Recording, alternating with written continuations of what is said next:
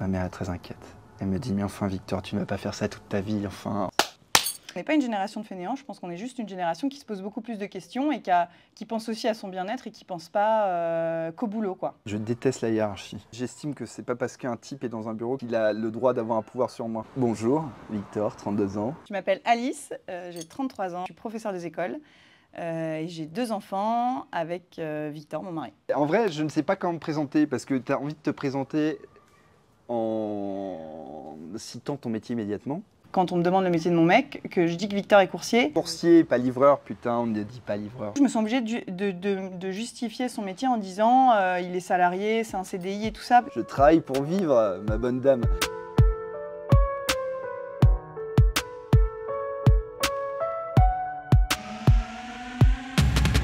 Salut la compagnie, si cette vidéo est diffusée, c'est clairement que la tranquillité de cet endroit et les vacances qui vont avec ne sont plus qu'un lointain souvenir pour moi. Et oui, c'est la rentrée, faut bien retourner bosser, et justement, c'est de ça dont on va parler, de travail. Moi, j'ai plutôt un rapport passionné à mon travail, pour ne pas dire addictif. Je suis quand même en train de vous parler pendant la sieste de mon fils en plein mois d'août. Bref, tout ça serait complètement impensable pour l'un de mes plus vieux copains, Victor. Grosso modo, on a fait les mêmes études, mais lui, il a décidé d'être coursier à vélo. Coursier à vélo, pourquoi? Pour être libre, dit-il. J'ai un petit téléphone avec une application et en gros, mon employeur m'envoie des courses toute la journée dans Paris et proche banlieue. Moi, ce qui me plaît dans ce boulot, c'est que je suis autonome et que je fais les choses au rythme auquel je veux les faire. Donc, c'est-à-dire que je suis libre d'aller très vite, de pédaler à fond toute la journée et t'as fini ton boulot, tu rentres chez toi. Alors que quand tu es à ton petit bureau et que tu as ce truc où il faut pas se barrer à 18h30, enfin avant 18h30 parce que sinon tu vas passer pour un branleur, et ben tu le fais pas et tu restes à ton bureau et tu te fais chier jusqu'à 18h30.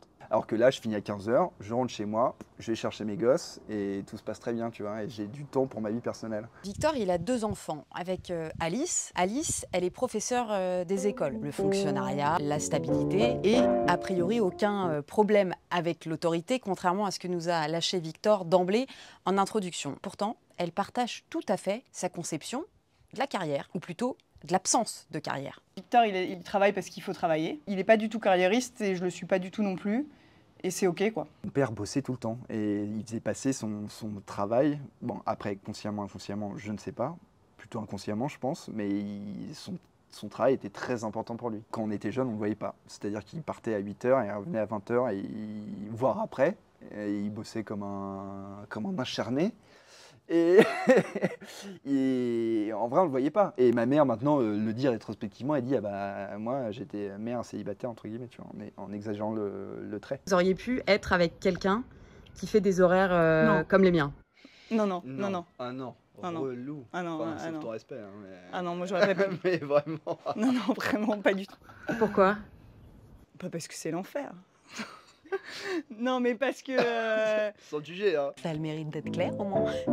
Mais la liberté de Victor, elle a un prix. Un salaire qui est proportionnel au nombre de kilomètres parcourus par jour, entre 80 et 100 kilomètres qu'il pleuve, qu'il vente, qu'il neige, que vous ayez mal aux genoux, mal aux pieds, et que votre entourage vous fasse bien comprendre que pédaler toute la journée quand on a bac plus 5, bah, ça n'a rien de très glorieux, quoi. Qu'est-ce que tu dis à quelqu'un quand tu arrives en soirée et tu dis pas salut, je m'appelle Garance, j'adore les steaks frites, tu vois. J'ai pas du tout honte, mais je me sens obligée de justifier quand on me demande le métier de mon mec, que je dis que Victor est coursier. Je dis salut, je m'appelle Garance, je suis journaliste chez TF1. Non mais c'est vrai. Du coup, je me sens obligée de justifier son métier en disant il est salarié, c'est un CDI et tout ça, parce que... D'ailleurs, il s'énerve, enfin il s'énerve pas, mais il faut bien que je précise coursier à vélo sur tous les formulaires et tout. Enfin, il y a un truc où je me trompe toujours, je sais pas ce que je mets. Coursier, pas livreur, putain, on ne dit pas livreur. Faut pas dire livreur par exemple, tu vois. C'est pas un livreur, c'est coursier à vélo. Coursier, tu as une dimension sportive en plus. C'est-à-dire que tu as des degrés d'urgence dans tes courses. Donc par exemple, parfois tu reçois des courses à livrer dans la demi-heure. C'est plus valorisant de dire que t'es coursier que livreur? À mes yeux, oui. Après, c'est personnel. Hein. C'est quand même super paradoxal, parce que d'un côté, il y a toujours cette survalorisation du travail, et dans le même temps, de l'autre côté, il y a de plus en plus de personnes, de jeunes en l'occurrence, qui refusent de travailler plus que de raison. Vous avez déjà entendu parler de Big Quit ou de Silence Quitting, Silent silent quitting. J'essaye de mettre l'accent parce que ce sont des anglicismes, me demandez pas pourquoi. Tiens, voilà un autre boomer pour les boomers. Toute cette génération-là est quand même une bonne génération de fainéants. Hein. Ceux qui me traitent de fainéant, je les inviterai à me suivre une journée. Et on verra qui est le fainéant. Je pense qu'on n'est pas une génération de fainéants, je pense qu'on est juste une génération qui se pose beaucoup plus de questions et qui pense aussi à son bien-être et qui pense pas qu'au boulot, quoi. C'est pas une affaire de fainéantise, c'est juste que au bout d'un moment, tu es en droit de questionner des modèles qu'on t'impose. Mon père, il a fait plus ou moins le même boulot toute sa vie. Enfin, par exemple, j'ai jamais vu mon père en arrêt maladie, ni ma mère d'ailleurs. Bon, après, en vrai, c'est délicat de dire ça parce qu'on vient quand même de milieux hyper privilégiés.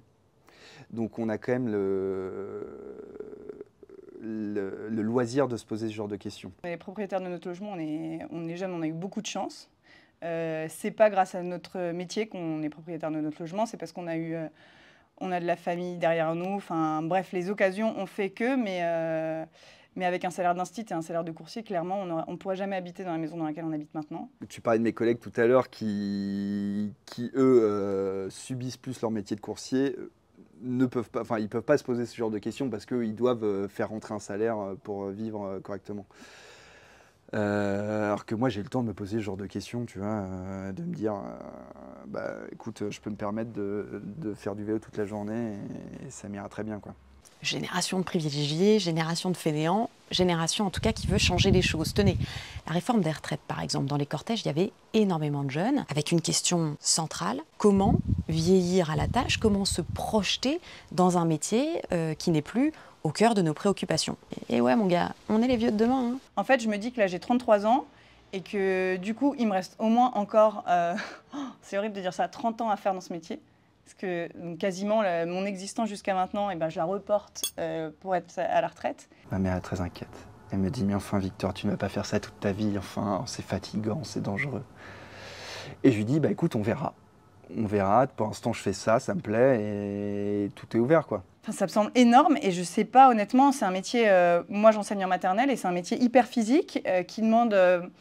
faut faire le show tout le temps, il faut être dans l'action tout le temps. C'est vraiment, ça demande vraiment beaucoup d'implication, d'énergie au quotidien. C'est vraiment non-stop toute la journée avec des enfants. Alors j'adore ça, mais je ne sais pas si j'aurai l'énergie. Je ne peux pas savoir, hein, mais je ne sais pas si j'aurai l'énergie. Et vos enfants, vous allez leur dire quoi par rapport à leur travail à eux? Oh, on a le temps. Bah qu'ils font ce qu'ils veulent, mais qu'il faut qu'ils fassent des études. Parce que c'est important. Voilà. Bah non, pas. Bac plus 8 minimum. Mais non, pas forcément. Bah, ils font ce qu'ils veulent. Non, mais. Bah si, non, mais attends, après Victor, excuse-moi, à ton métier, si t'avais pas fait d'études, c'était ok, quoi. Je sais pas comment dire ça sans paraître vraiment. De droite.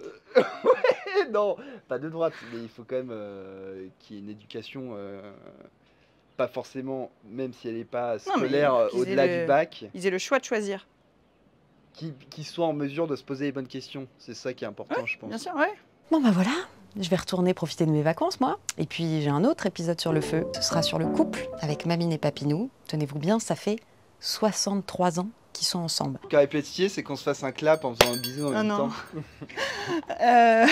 Tu fais trop le mec à l'aise, c'est trop toi là, comme ça, là, mec.